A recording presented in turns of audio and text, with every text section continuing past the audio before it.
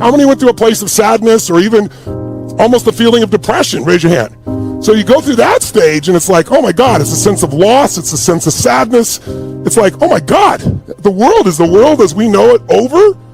And the only way you get out of that, and it's not part of being an achiever. Most of us out there, how many of you consider yourself to be an achiever? Part of your identity is I find a way, I make it happen. Look at almost everybody, right? Well, if you're an achiever, you don't just accept things.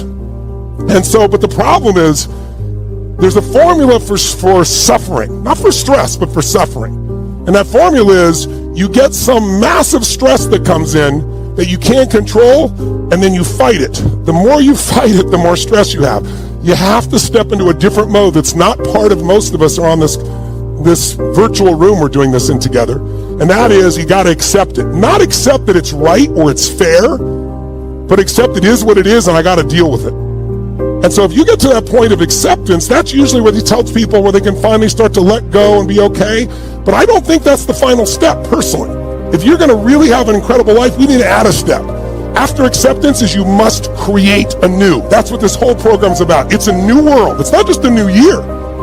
It's a new world that's going to require a new you and me. We got to find a bigger and better part of ourselves, so no matter how big the challenge is, we know that who we are is more than anything that can be done to us. And we know we can find the way. But that means you got to create anew. And so in order to create anew, you got to let go of what was. And I just want all of you to know, I don't believe in this term new normal. There is no normal. The world is always going through cycles. And we're in the middle of winter, but you know, people, when things are going well, people think it's going to be great forever. And it never is. Life is cyclical. It's seasonal. Right? So if you have springtime and then you got summer, hot summer, spring's great, it's growing, hot summer, you kind of get tested, then the fall you reap, and then you go to winter. Like what always follows winter? Springtime. So when people think it's going to go good forever, they're wrong, and when they think it's going to go bad forever. I mean, people now talking about life as you know it is changed forever. It's never going to be great again. Listen, this winter is going to last longer than you and I want it to. I bet that. And we're not done with winter. But we can learn how to make winter our season so that we're not sitting around hoping for someday when it changes. And by the way, winter will have a new springtime. I don't know when, but I know it'll open up because I'm a student of history. 1,000 years of Roman history, 550 years of Anglo-American history. I know it because I study the cycles of how human beings and emotions shape our world and how they change. What follows the night? No matter how tough the night is, the dark night of the soul, you wake up and it's a new day. So I really want us all to start to think of this week as a way to create our life anew. We got to decide what parts of me have to start to bloom, what parts of me have to grow, what parts of me have to expand, so no matter what happens, I can have this incredible, extraordinary quality of life. Does that make sense?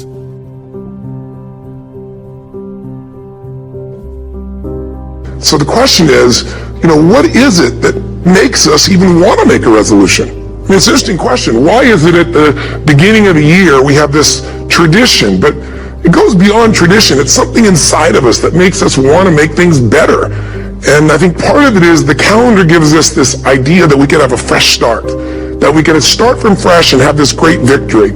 And it's really, the calendar itself is quite arbitrary. It's wonderful to use it, but if you didn't use it effectively, let's use the calendar to serve you today. Let's just see, what does it really take to make this thing happen? Because there's no denying that inside of you, the only thing that's going to make you happy in the year ahead and the decades ahead is going to be having you have an experience where on a regular basis, you feel like your life is making progress.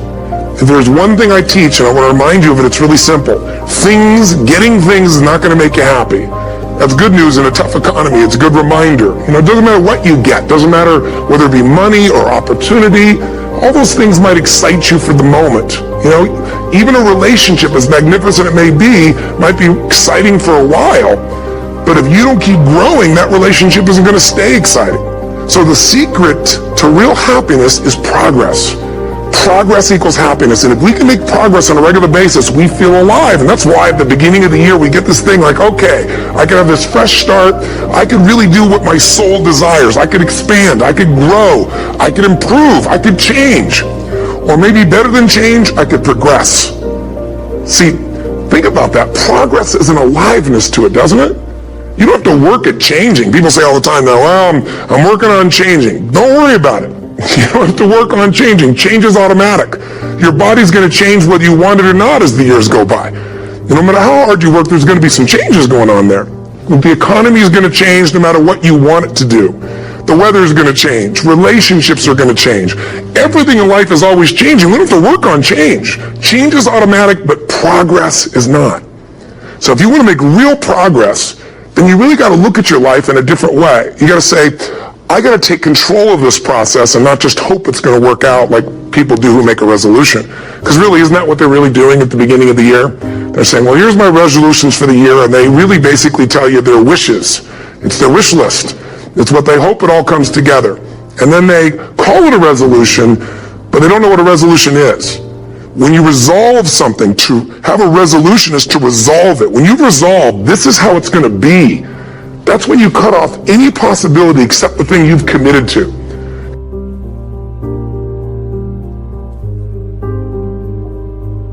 There's a story about a man who spends his whole life traveling to the far corners of the earth to seek out some sage or master or yogi who will tell the meaning of life. The seeker crosses the deserts and oceans. He starves and suffers. And finally he's on his last legs, with his rags blowing off his back in tatters, as he crawls to the mouth of a cave where an old man wearing nothing but a hair shirt and a long gray beard is sitting cross-legged in the snow. What is the meaning of life? Gasps the seeker of truth. The old yogi suddenly looks very surprised. What? He exclaims. So the meaning of life is what? I knew a wise man once, a man I'd really come to admire. I wanted very badly to define the essence of his wisdom, to isolate exactly what was the source of his great insight into life. So I finally asked him, what is it that really makes you different from everyone else? And he said, what makes me different is that I can see that we're all the same. Anybody can see the differences between people. Wisdom is understanding how we're really alike. Abraham Lincoln used to say things like that.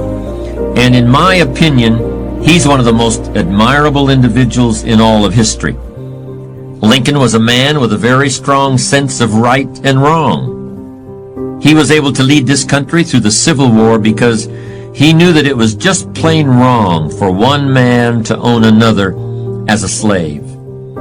But he also understood that the man on the other side of the issue, the person across the battle line, was a human being too, with the same hopes and fears and problems as the people on Lincoln's side. Despite all the differences, Lincoln was able to see the essential sameness, the essential oneness. Like Lincoln, Albert Einstein came from humble beginnings, not just financially, but in the way he was looked upon by other people.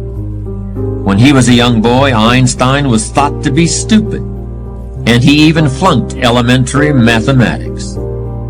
He was always a little distracted, asking questions but not able to put those questions into words. Even when he grew up and got a job in the Swiss patent office, nobody guessed that Einstein was still asking questions that would shake the whole world. After he published his theory of relativity, which laid the foundation of the atomic age, Einstein didn't get a swelled head. He kept asking questions about who we are and why we're here and how the universe is made. Even after he was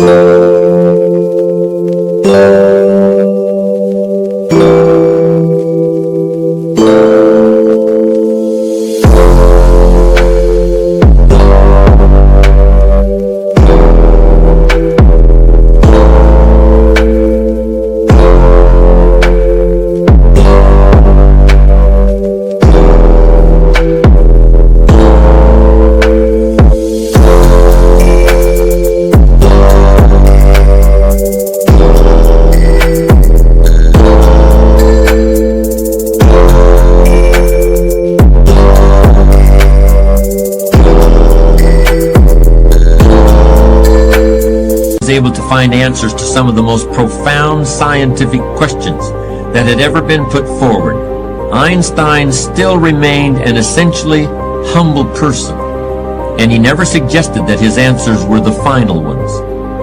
Why should they be? After all, everything in the universe is subject to change, with the single exception being the speed of light, and Einstein had made that discovery himself. People of wisdom are much more interested in questions than in answers, but foolish people are always coming back to conclusions.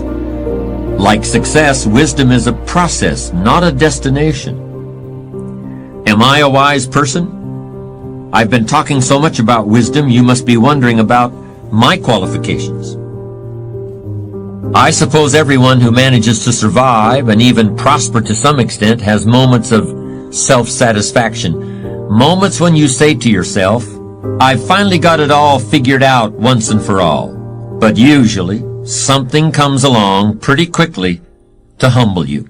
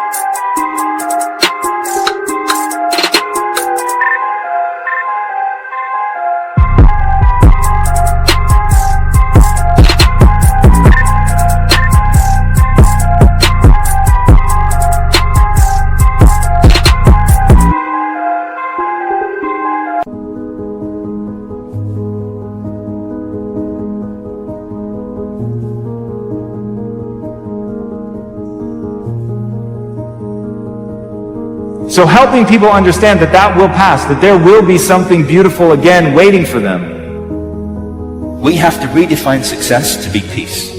Because if you are not at peace, you are not successful. You get that? If pain is driving your need to produce, if you are not successful, you're running away from something.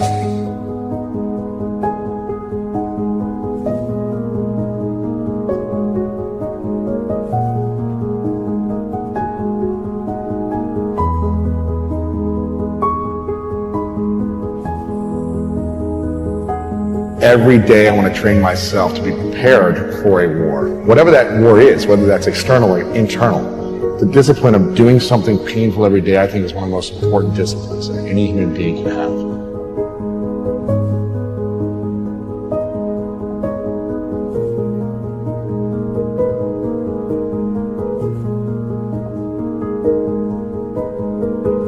That you have to always go back to that student mindset. You have to always go back to that.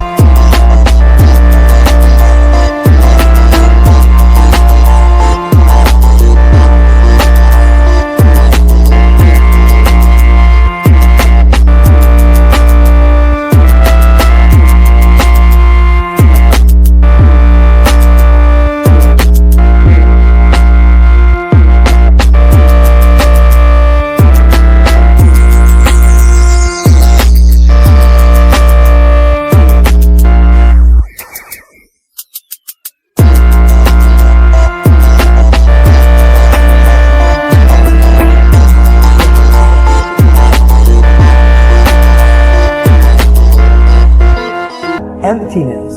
And I think one of the reasons why we struggle with that is we think that when we're full, we're safe. Our ego makes us believe that when you're full, when you think you know it all, that's when you're safe. Craziest thing is, that's when you're at your weakest.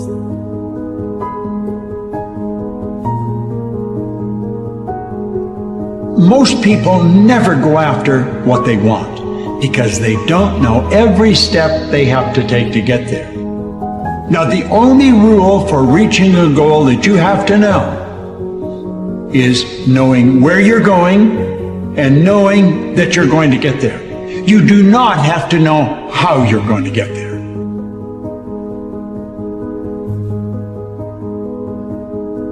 You need a goal, but We don't want to let your distance from the goal crush you. So you got to set up a goal, and then you got to break the goal down into parts so that you can move towards it and you have a fairly high likelihood of doing it.